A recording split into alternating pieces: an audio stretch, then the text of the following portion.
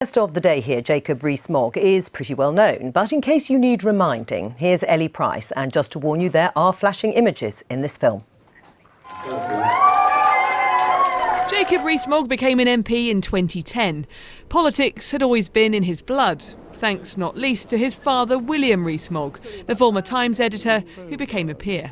Not knowing as a 5-year-old how other people lived, I thought the leadership contest in the Tory party were their bread and butter conversation as well. The money. I like the money. He also liked discussing share prices on the Radio 4 Today programme when he was 12.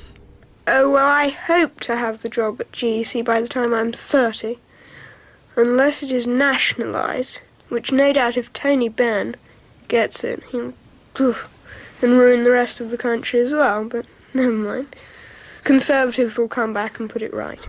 Jacob Rees Mogg has always been an arch Eurosceptic. He was involved in his father's High Court challenge in 1993 to the Maastricht Treaty, a mission he took into the Commons. We indulge in the floxy-knocking nihilopilification of judges of the European Union. And through it all, people have always noticed he's super posh.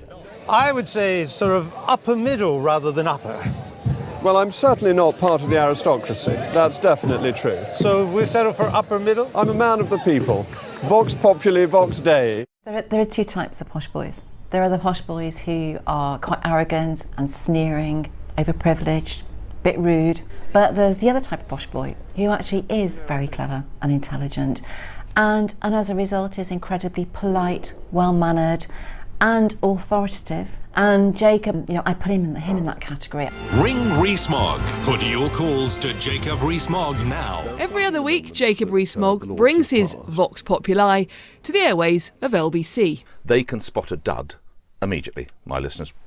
They've taken to him enormously well because he has Boris Johnson's ability of answering a question candidly and honestly. And people, they might not agree with him about it, but they say, well, at least he's a man of principle.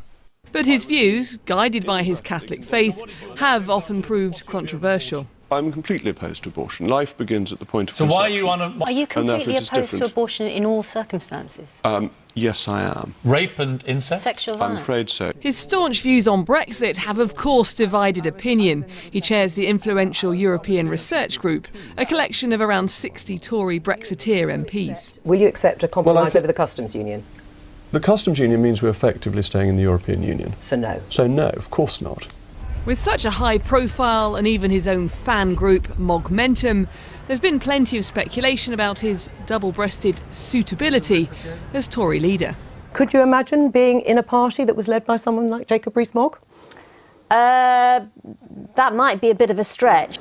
I'm not going to stay in a party which is being taken over by the likes of Jacob Rees Mogg and Boris Johnson. They're not proper Conservatives. Jacob, who I've known for years, since he was 8. The trouble is, his views when he was 8, when he was charming, eccentric kid, are much the same as they are when he is 48. When it is time to have a leadership election, it would be absolutely, I think, extraordinary if Jacob's name wasn't in the mix. But now is not the time to be talking about leadership competitions. That last point is something with which Mr Rees Mogg agrees. At Tory conference last year, I asked him how long Theresa May should stay as leader. Forever and ever.